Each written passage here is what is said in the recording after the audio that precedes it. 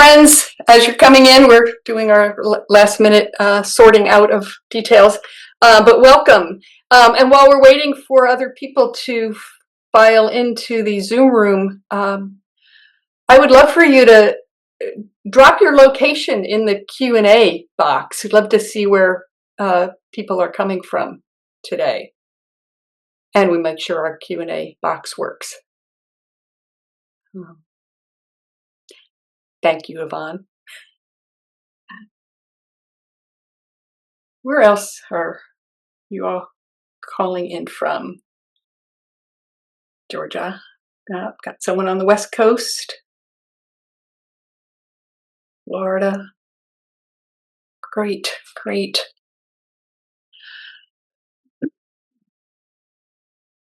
All right. Well, we will get started because we have a lot of material to cover, and I want to make good use of everybody's time. My name is Lee Williams, and I'm the Executive Director of the College Autism Network. And welcome to the first of our 4-part series for parents of college-bound autistic students.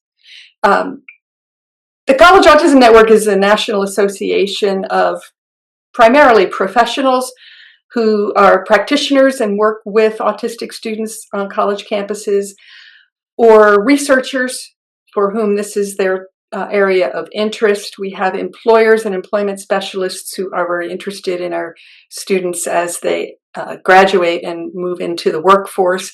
And of course, we have a lot of autistic self-advocates ourselves, undergraduates and graduate students who are part of our network. We've been around for about 9 years now. One of the things that we do is we offer a database that I'll tell you about before we wrap up today on our website of the 150 or so autism support programs that we know about on college campuses. And you'll be hearing a little bit more about those programs from our panelists.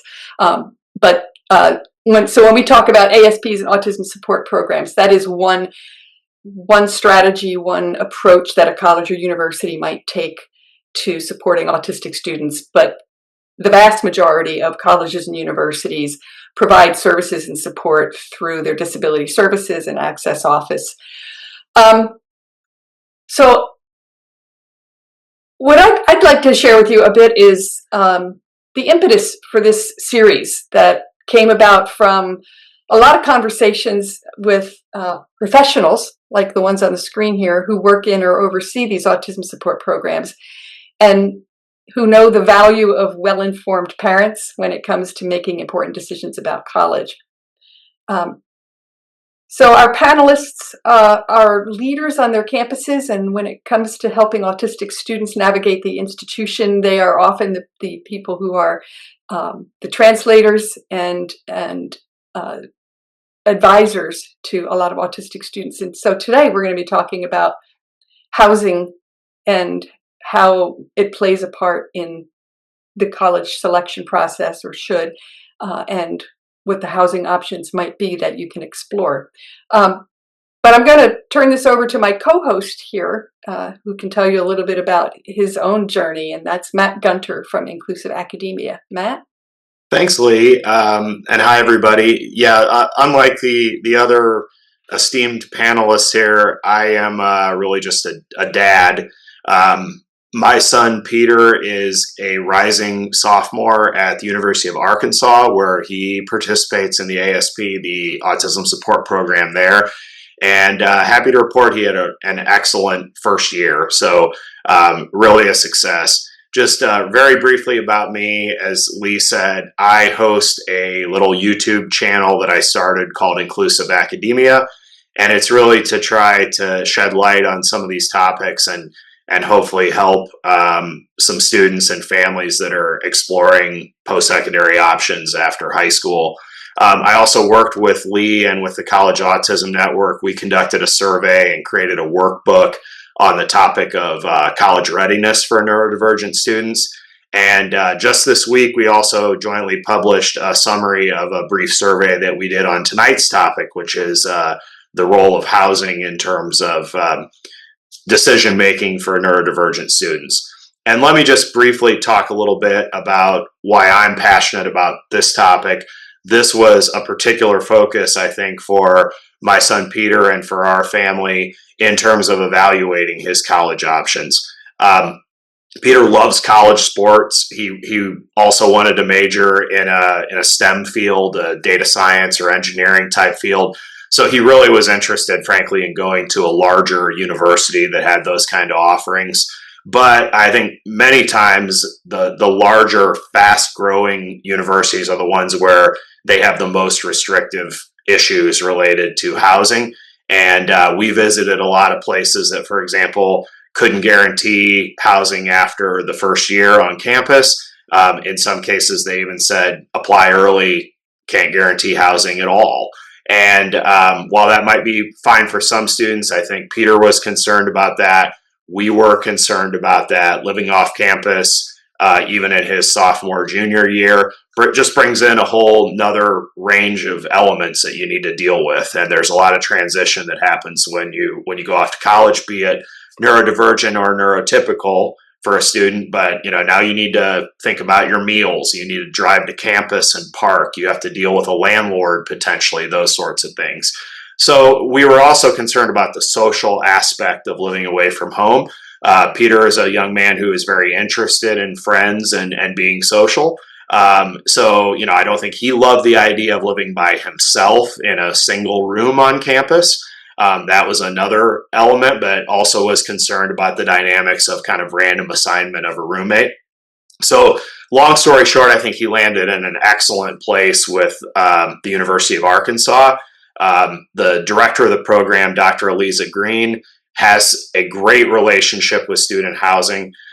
She has essentially kind of first choice with the university for students that are enrolled in her program. They live in a suite style, so he has 3 suite mates. He has his own private bedroom when he needs to escape and have time away. He shares a bathroom with one of his suite mates and then has a common area that he shares with 3 suite mates, all of whom are in the ASP program. And that's really given him, I think, the right blend of privacy and the ability to escape, but also the ability to have social interactions and make some friends. And importantly, she has this arrangement where he can stay on campus in Morgan Hall all 4 years if he chooses to do so. So that was the right solution for us. Obviously, every student's different, every university is different. But that's why I think this is a critically important topic, and maybe one that parents and families, it may not be at the top of the list of considerations necessarily when you're thinking about things, but it drives a big portion of the students' happiness and potentially success on campus. So really excited to jump into this tonight. Great. Thanks, Matt. We appreciate your sharing your particular journey. It's probably a reassuring journey for some people to hear about. So what I'm going to do is I'm going to ask each of our panelists to introduce themselves, and then we'll start off with a few questions that Matt and I have for our panelists. And then we'll turn to your questions. And if at any point, as you're hearing somebody say something, you have a question, you want to follow up something, you can just drop it right into the Q&A box, and I'll be able to see that and ask that myself. And just a reminder that we are recording this session, so we will have it available for attendees who aren't here tonight.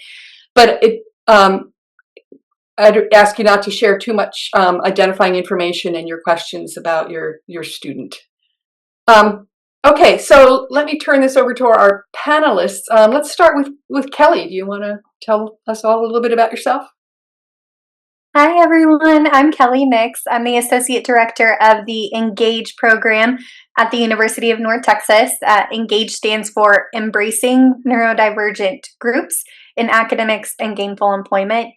We can host about 40 students within our program, and they are all currently either living on campus, right off campus, at home, commuters. There's variations, but we work with them on academic, social, personal, and vocational goals.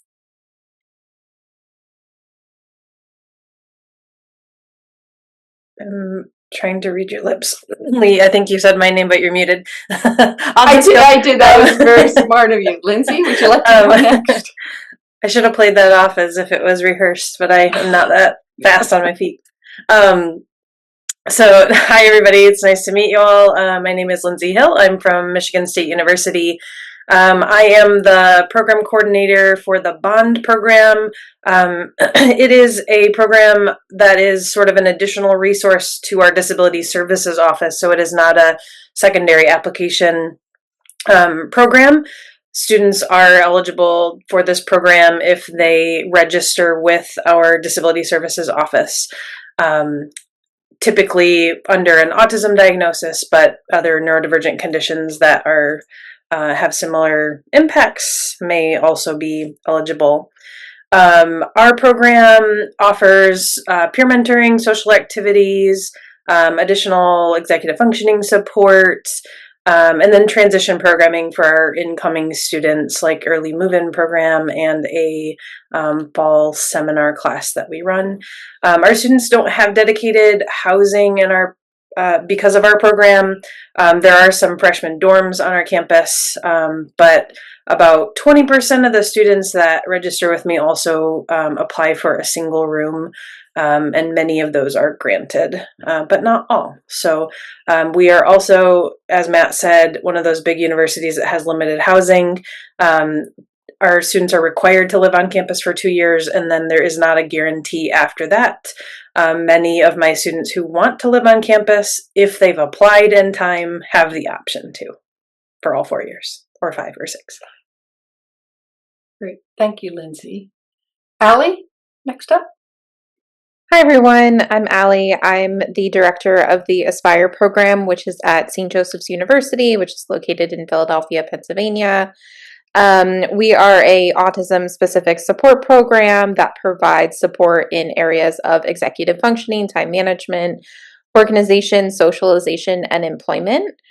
We do that through a lot of different programming and have students have a lot of contact with us throughout the week. In terms of our size, we have about 80 students in our program. Our university is small to mid-sized, around 5,000 undergraduate students. In terms of housing, we're a little bit unique in that we do have a residence hall specific for our students as an option. So it's not a requirement that students live in that program or in that house, but it is an option where students can build additional independent living skills and social skills while having a dedicated space to, as students have put it, come back at the end of the day and just be their autistic self. We also have plenty of students who live in our traditional residence halls. Some do seek accommodations for single rooms. Some are looking for roommates. We have students who move off campus in their junior, senior plus years, and some students who commute from a family home. So really we see kind of all variety and really help students to find an option for housing that fits their needs. Great. Thank you, Allie. And last up, we have Grace Hunter. Hi, everybody. My name is Grace Hunter. I work for the Loyola University of Chicago, and I am an accessibility specialist. It's just a fancy name for a disability resource professional. So I facilitate the process of determining accommodations for students with disabilities who come into the university. I've worked there for about 2.5 years. We're about a mid-size urban private university. We do not have, at the moment, a specific program for students with autism, but I will say it's definitely one of our dreams to expand in that direction. But I hope I can help bring a perspective of what the housing process is like, not only from someone who's worked with students with autism, but also a wide variety of different disabilities, and what that looks like in the housing process. So at Loyola University of Chicago, we do have a 2-year on-campus living requirement. So that's a little unusual. A lot of places just have that first year. Because we're an urban campus, we are quite squished in. It's a beautiful campus, but it is quite squished in, so housing can be a challenge just because literally brick and mortar rooms aren't always available. But we get into a lot of creative solutions and try our best to determine what equitable access to housing. So I hope I can help bring some interesting perspective to that. Great. Thanks, Grace, and thanks, everybody. So I'd like to just start with a pretty broad question, and that's how should housing options fit into the decision to further consider a college or university? As the family is making that list, as the student is making a list, as the college counselor is making that list, what should people be thinking about related to housing?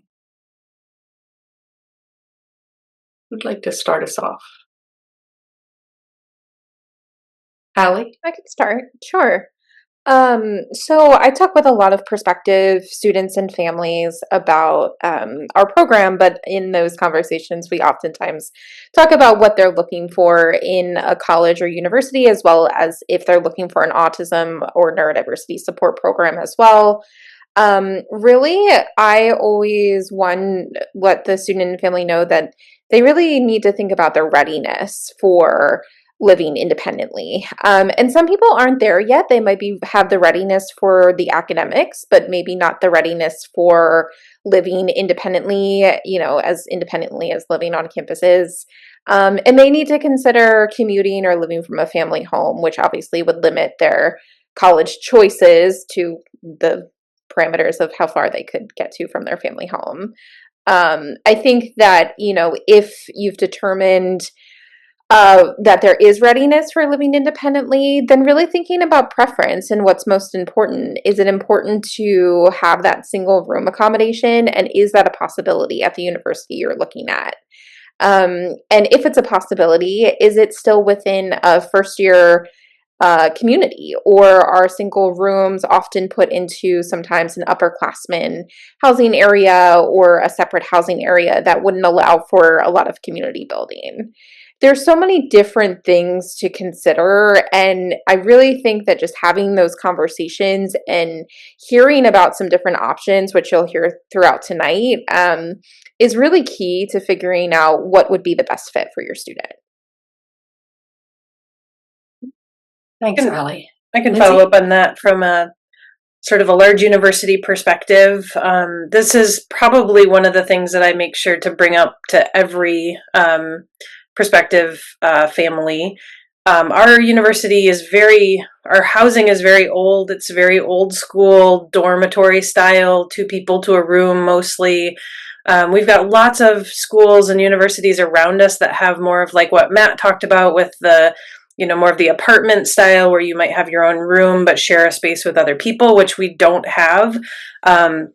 So I'm really clear with folks about the sort of shortcomings of this housing style. A lot of students have been to something like this. They've done camps, they've had experience. But if they haven't, I really encourage folks to really think through what that might look like. Sharing a space or even applying for a single, you're still around a lot of people. There's still a lot of expectations. And also like bathroom style is a big one to consider. So we have some bathrooms that are on the floor versus a suite style where you're sharing with the other room next to you. So you might be sharing that bathroom with 2 other people, even if you're still in a single, so all of those considerations. But just from a large university perspective that doesn't have a lot of options, I just always make sure that folks are taking this into high consideration when they're applying.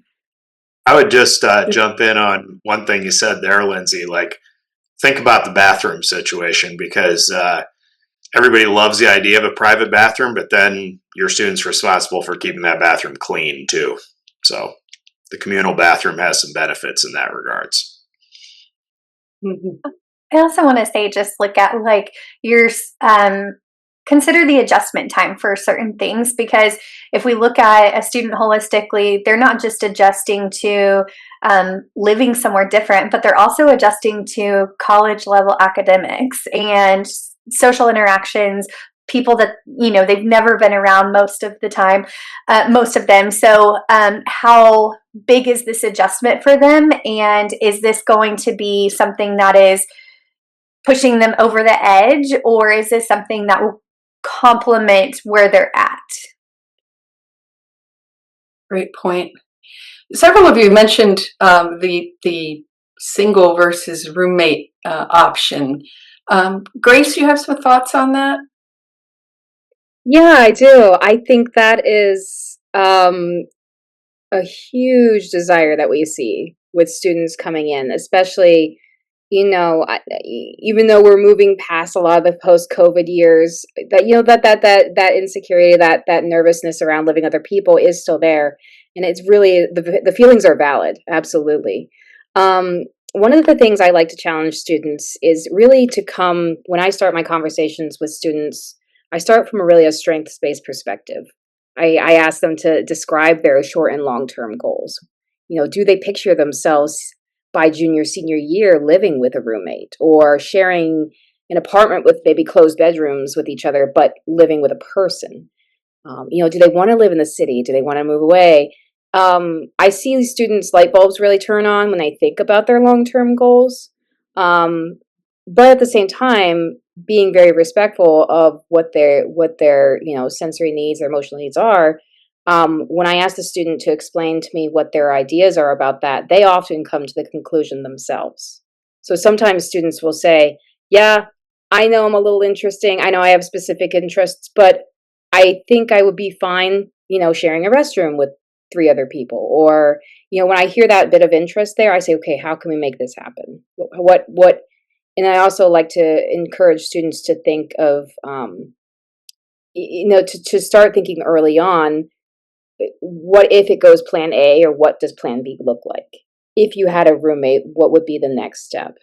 And I would encourage parents, as well as any other K-12 educators or counselors, to really start early with that discussion and map it out. What would that look like? And often the student will arrive to the answer themselves of what they would like.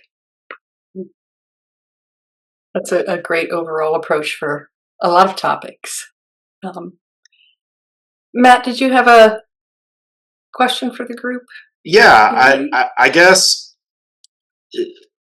for all the panelists, I'm sure families come in with some preconceived notions about housing. It could even relate to the glory days when they themselves were in college. And what do you think are some of the misconceptions that you find families bringing into their research around the topic of housing? They could be, for example, unreasonable expectations about single rooms. That could be a myriad of things. But what are some of those kind of misperceptions that you sometimes need to kind of re-steer folks a little bit when they're first considering this topic? I'll go ahead and talk on this one. One of the biggest things that we hear from our families is, can you just go to their room and knock on their door and wake them up? Or can you go and remind them to take a shower or ask them if they're going to class? And unfortunately, that's not something we do. The student does have to have a level of independence, as Ali was speaking to earlier. And there has to be realistic expectations of what the RA can provide, what the support programs provide, because oftentimes it's more focused on for RAs, is the room clean? Are we in compliance? Are we managing conflict resolution? Support programs can go in and say, okay, from an outside perspective, I know that you need to put on your schedule that it's time to do some laundry, or that we're going to plug in some time for self-care, that kind of thing. But we just can't go to rooms and bring students out. And so I do want to speak to that. As much as sometimes we want to, the student still has to have a level of independence. So.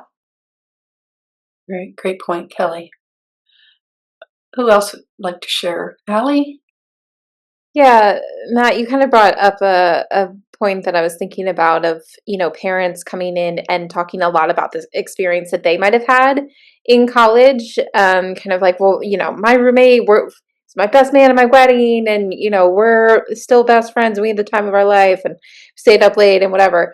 And not to say that that's not going to be the case for an autistic student, but I think that sometimes parents and all of us forget that, for students with an autism diagnosis may really need that alone time and that uh, break from sensory input. And that's kind of where either a single room, or sometimes we have students who would like to live with another student in our program because sometimes they feel they might be able to both come to an agreement about their own sensory challenges or their both unique needs. Um, and I think it's just important that parents understand that their experience sounds great. It just may not be the experience of their child.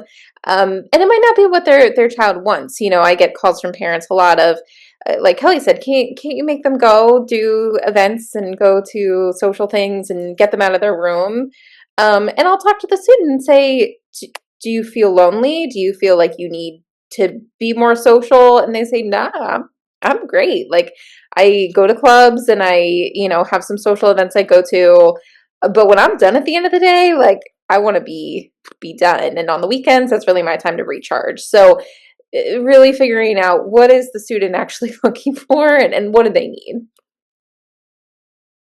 Thanks, Ellie. Linz? To follow up on that, I think one of the things that I know parents have to be concerned about, so I don't want to make it sound like, oh, you're not thinking about it at all, but mental health concerns, I think when students are living in their own spaces, are sort of disconnected from other people, what is the process? Do you have a process with your student to sort of check in on their mental health, and what's this Batman signal, or whatever the case may be? Because I think that's just one of the concerns, and I do have parents bring it to me as well, like, oh, well, they want a single, but I don't want them living by themselves. I'd actually rather them have a roommate so that somebody is there to notice when things aren't going well. So I think all of those are, conversations to be having as a family before they get there. And so if you are in a single room, what's the plan? How are we going to know that you are okay?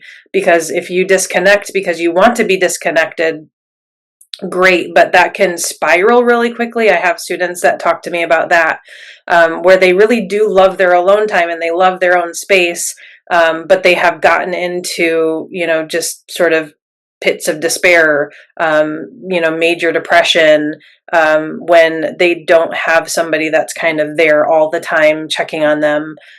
So it's a little bit of a double-edged sword. Yeah, that's a great point. And I think in your line of work, right, you're always trying to balance challenge and support with your students, right? You want to challenge students so that they grow and they learn. You don't want to over challenge them because then they retreat. You want to support them so they feel cared about and connected, but you don't want to over support them because then they don't grow. They don't learn.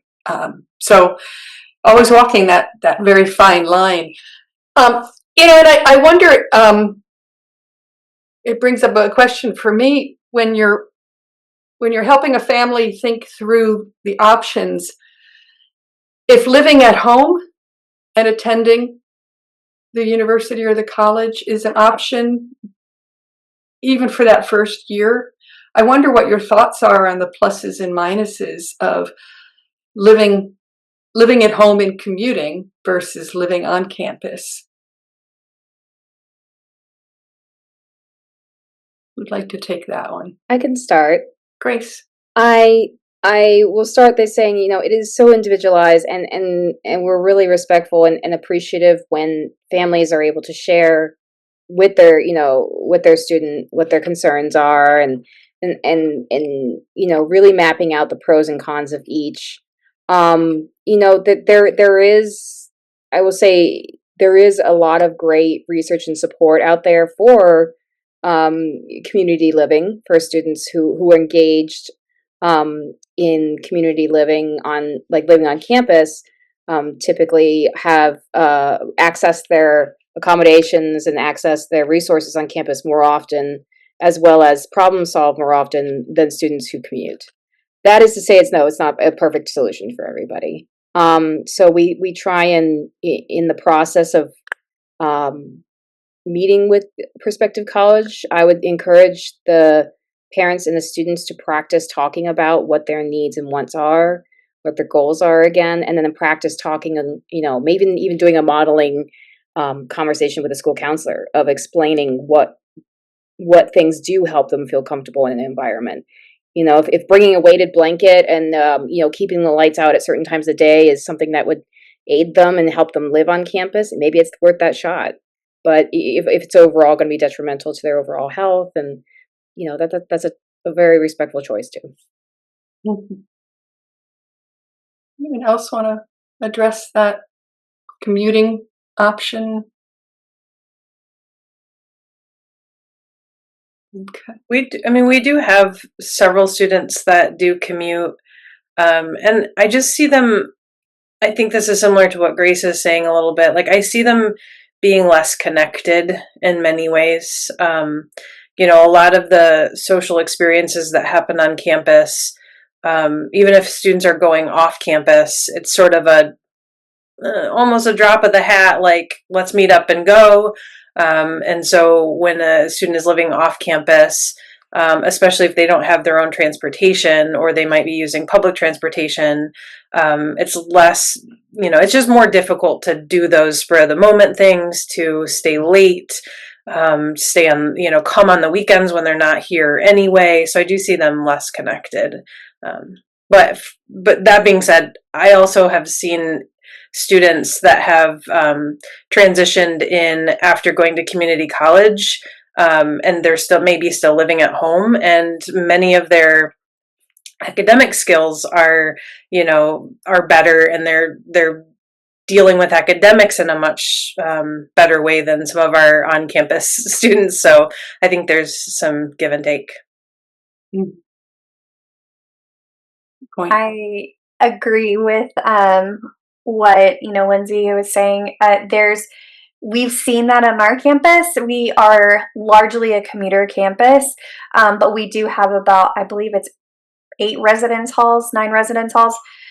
So we're fairly large. One thing that we encourage our students who do commute to do is, if feasible, spend the day on campus. So if you have classes Monday, Wednesday, Friday, spend time on campus, because sometimes if students live close enough, they'll go home and then come back. And we're kind of putting it in the mindset that, okay, so you're coming here, we'll spend the day here, and that gives you some time to go to the library and study, or meet up with a study group, or engage in some campus activities that are going on.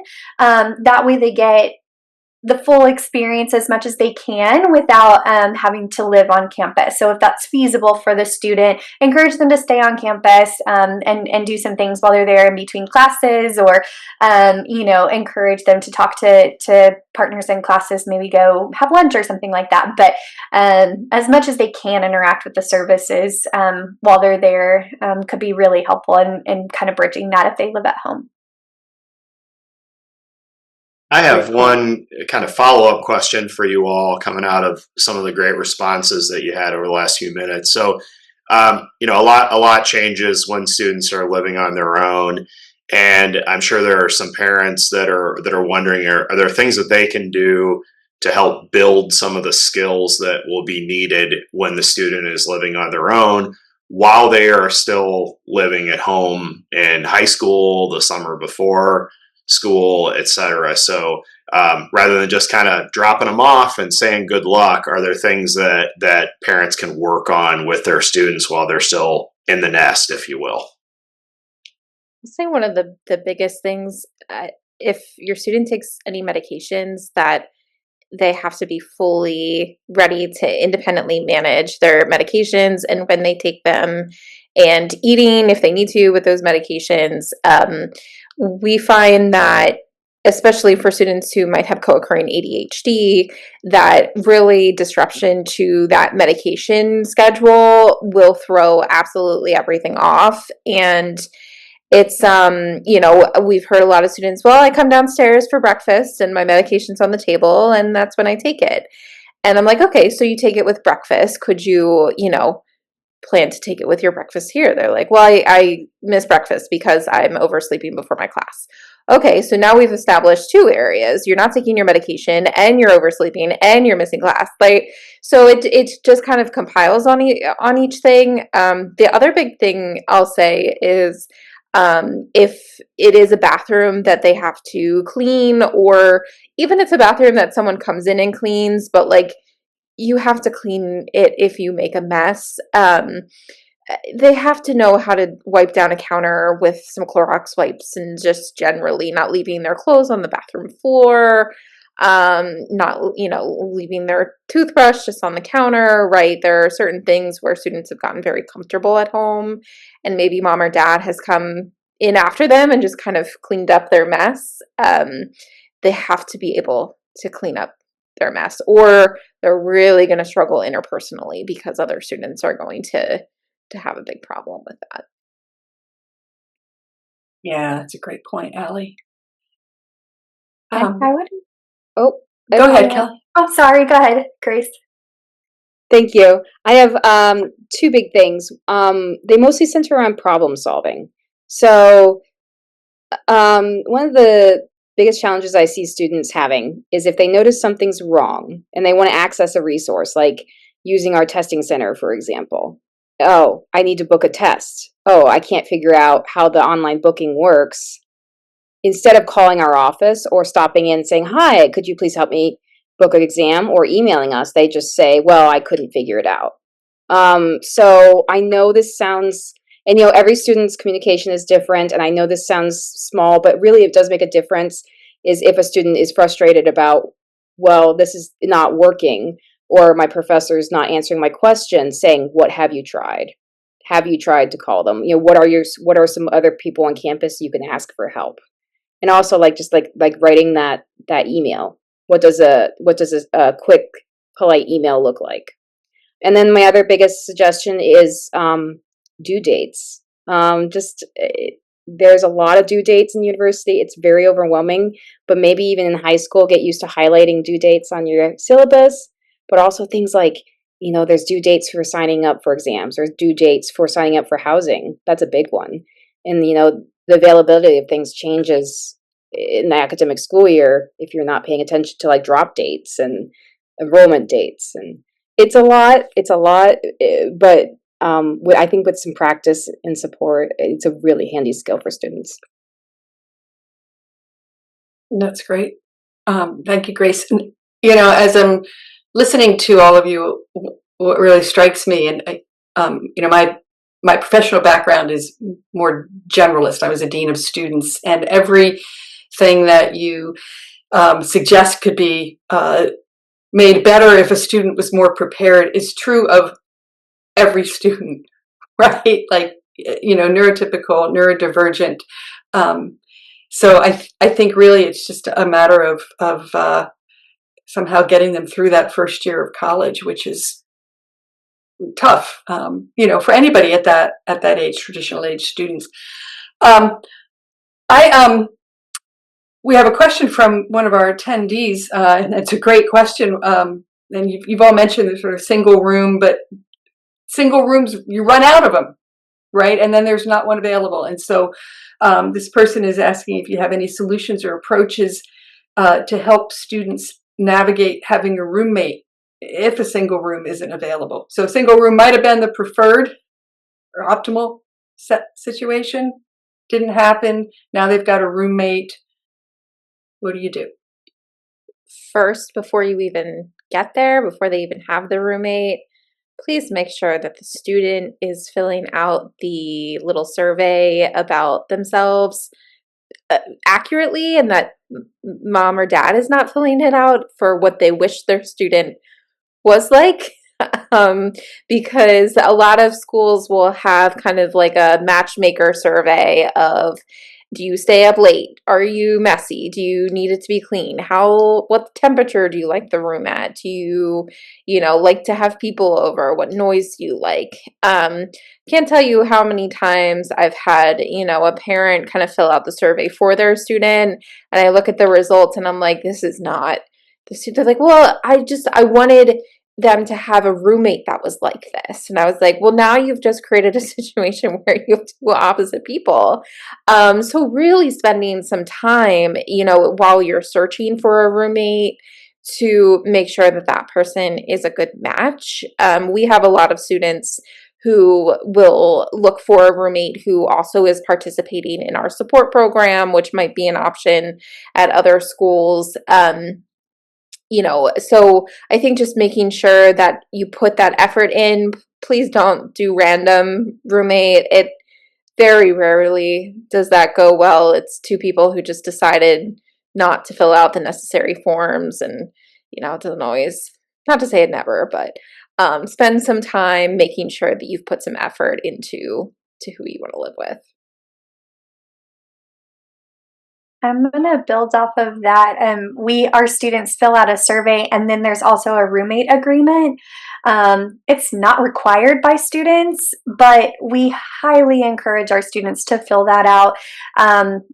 Community building with the people that they're with. Like, what do we want to see in our shared spaces? But I think, too, in preparation for going into this situation, this could be implemented in the house too when they're at home. Okay, so we're going to shift our thinking to what happens when we have a roommate. This bathroom is community in our home.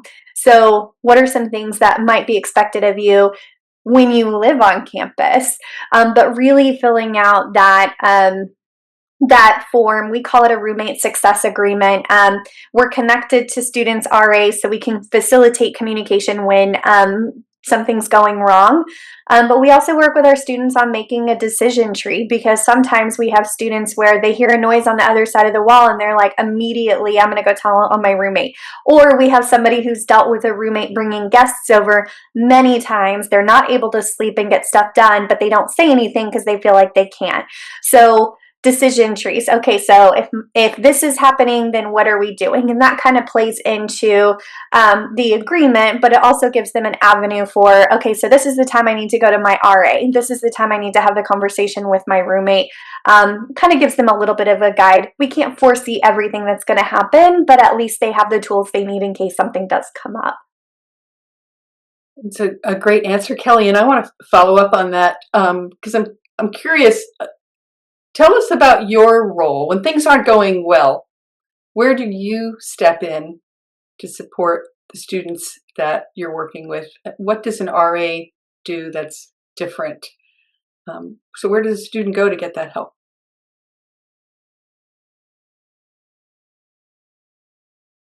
Grace, I saw you nodding. Yeah, I didn't want to step on anyone else.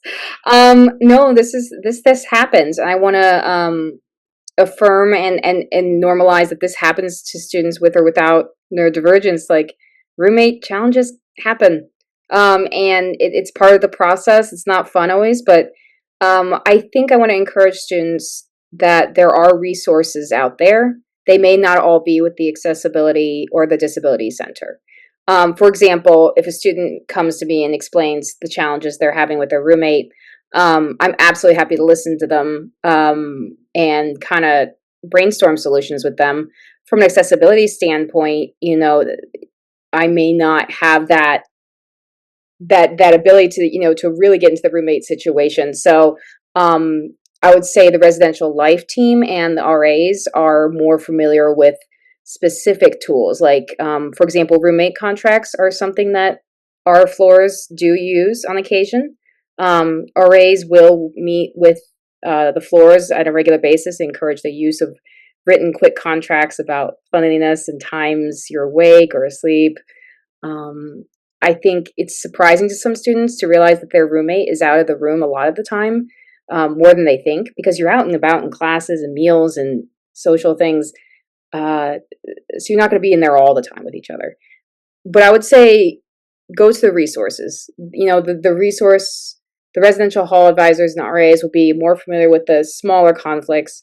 But if there are larger conflicts, absolutely you have rights as a student to work with the dean of students or the student affairs office on those deeper issues. Students with or without disabilities have those same access to those resources. Mm-hmm.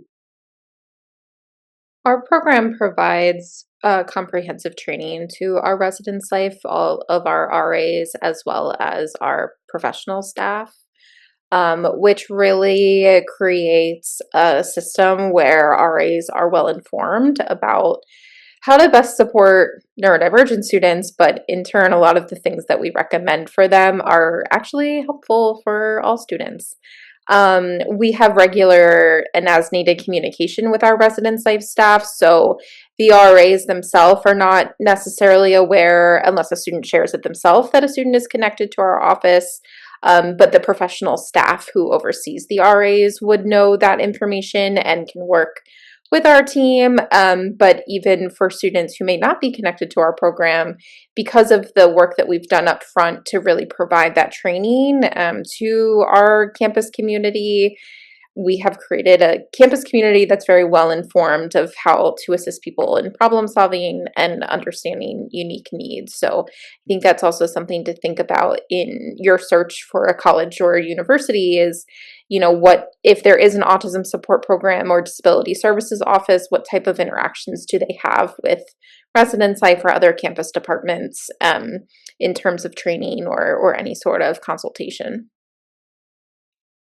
So asking those questions and then listening for answers that are evidence of a collaborative relationship across campus sounds like that's really key for helping your students be successful.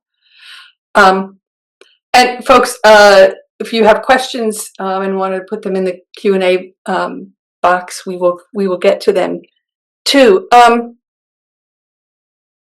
Matt, do you want to take the next question? Yeah, I mean, I think one thing that would be interesting is as students are conducting their college search and either virtually or even better, physically coming to campus. Everybody takes kind of the admissions dog and pony show, and they usually walk you through a typical freshman dorm room. But for this audience, what are some questions that you would recommend students and families ask about the housing situation, particular to neurodivergent students, be they in an autism support program or outside of that? But all of the topics that we brought up tonight, how would you distill those down to like, boy, these are the questions that you really should be asking on every campus you visit?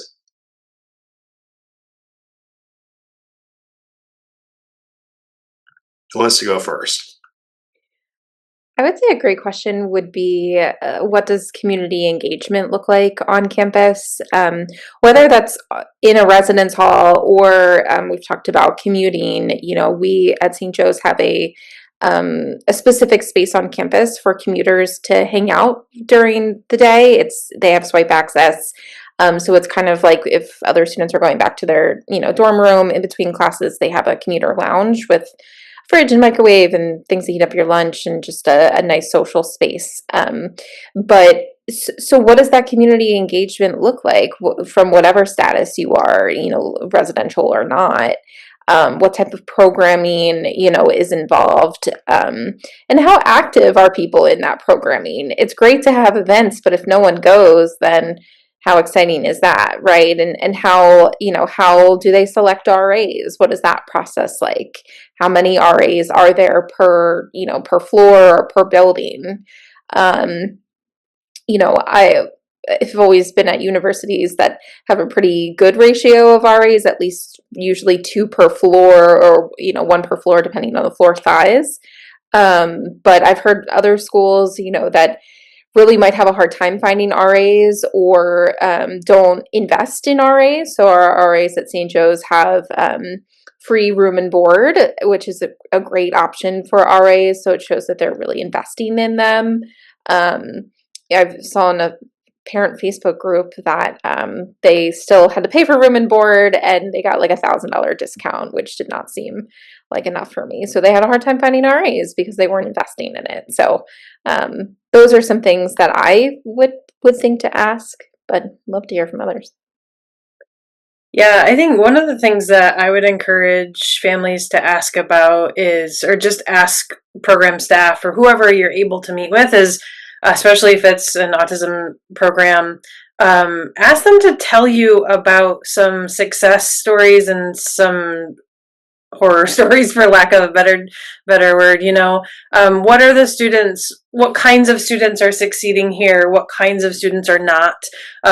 Just having them give you those stories, I think a lot of times will help you find where your own student fits in those stories. Because it's, when somebody's coming to me, I've just met you, I've had 5 minutes with your student, I don't know what their strengths are, their struggles are, but you know them really well. So maybe hearing some of these stories can help. A lot of parents will ask about, tell me about what students are successful in this program. And that's again, a really easy one for me to give some stories about, but they don't often say, tell me some stories about students that are successful in housing, or like what kinds of housing, or, things like that, because we don't have dedicated disclosure around our students. So nobody knows anything unless the student says something to them. We're a huge university. And we're a legacy school, right? Like, students want to come here because their parents went here, or their grandparents went here, so they don't care. The students don't care what the housing is like, or what the support system is like. They just want to come here at all costs. And so maybe hearing some of those stories about students that have really struggled in housing situations can help the student even see themselves, to say, oh, I really need to work on that before I get there, or maybe this isn't really the right place for me. I completely agree with that. I love that, and I haven't thought of that, so that's a great question to ask, especially the perspective that an individual will get. I also think too, we hear a lot of times where parents think that their students need to be a certain level, like they need to have full independence and they've got all these things covered, and it's definitely a balance. So what supports are available to help in the skills that the student doesn't have? Are they naturally developed? But then I also think too, asking about the long-term living situation for students, because our students are guaranteed to live on campus as a freshman, but if they're returning, or sophomores higher, they're not guaranteed housing. So that really means that freshman year is critical to developing those skills and then getting on the wait list potentially. But I mean, we do have upperclassmen that get put on campus if they're in the wait list, if they're high on the wait list. But it's just good to know, like, what does this look like long term, and what can we do while they're in housing to kind of support their independent living, so in case they need to launch after that first year, they have a little bit of footing. Great point. And I think, one thing to really emphasize is, just because a student isn't ready at this moment doesn't mean they'll never be ready, right? And so this might not feel like the right fit. Living on campus might not feel like the right fit, but we're educators. We want to see people change and grow over time. So it might be an extra year. One of the things that I often tout is the idea of what I call a half-step year, which is living at home, taking a couple of community college classes, and having a set of benchmarks that a student has to achieve in order to be able to go off and live in a residence hall at Michigan State. And it might be things like, you manage your medication on your own. You don't need any help from us. You manage to get to class. You get your work done. You advocate for yourself with your professor. Those are benchmarks that that can be achieved while living at home, with the safety net of the family there if things go awry. Because again, in that role as Dean of Students, I've been involved with some really heartbreaking situations where students weren't ready to be there. And when they leave mid-semester or at the end of the semester, it's devastating for them personally, and it's financially pretty devastating for a lot of families too. Lee, I would also just like Yeah, go to ahead, Vince. remind folks that As much as I would love for that to be a thing that everybody can do, sometimes schools will not offer housing for transfer students. So if students did classes and are transferring those in, they're now considered a transfer student. Housing is not guaranteed. So it's just, again, just something to think about. Yeah, a great question to ask.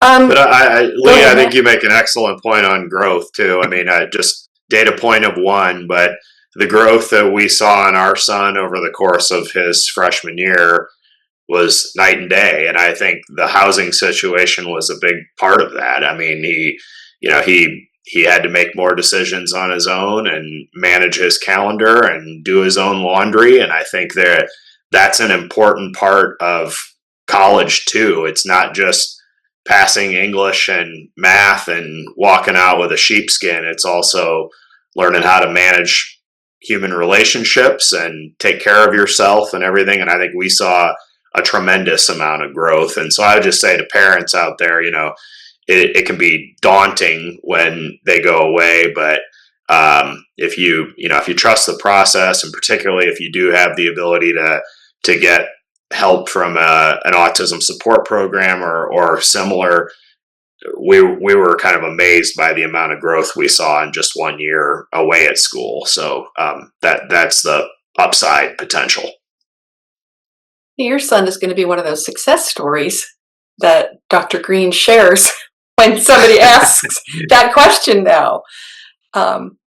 We are getting close to the top of the hour, and I don't want to forget to say thank you to our panelists, Kelly, Grace, Allie, and Lindsay, all of whom contributed to this research that we did that led to the creation of this workbook. And I have Matt to thank for this, College Readiness for Neurodivergent Students.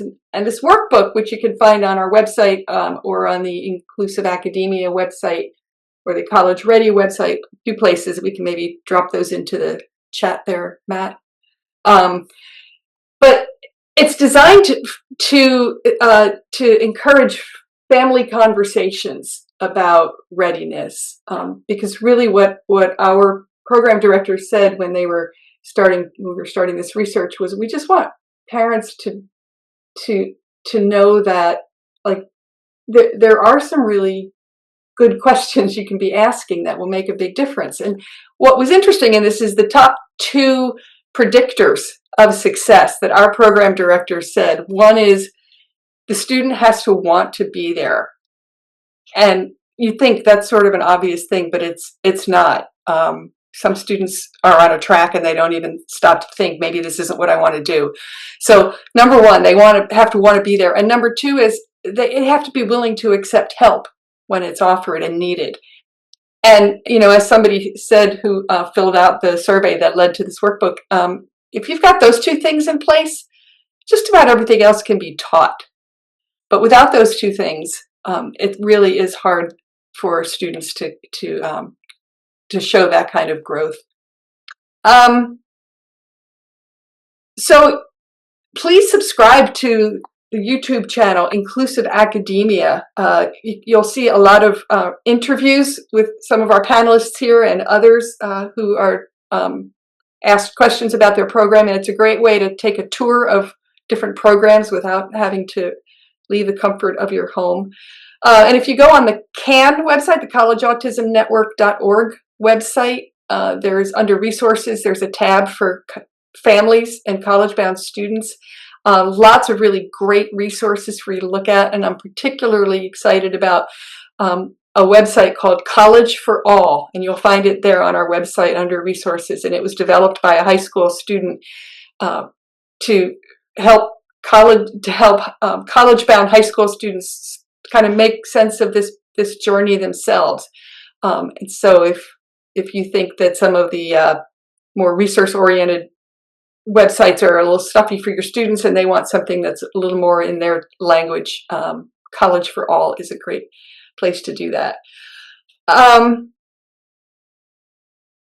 right, so we have, so thank you, Brittany, for those links. And we'll leave those up for a few minutes so you can grab them. But I want to thank you all for joining us this evening and remind you that our second webinar on the topic of mental health will take place a week from tonight at the same time, and we hope to see you back. And then we have one in July and one in August, and that will be our series. So,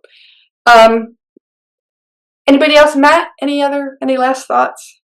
No, just thank you for the panelists. Thank you to all of our parents that joined, and hope to see you all again very, very soon. I mean, I think again I would end on a high note of there's a lot to navigate with your student as you're thinking about these things, but if you do your research and don't be afraid to reach out to the amazing people that work in these programs, like the panelists that we have tonight. They're truly a godsend, and I think the growth that your student can experience can be truly amazing. So, wonderful way to wrap up, Matt. Thanks. So thanks everybody, and we'll see some of you next week. And take care and enjoy the rest of the week, and have a great weekend as well. Bye bye, friends.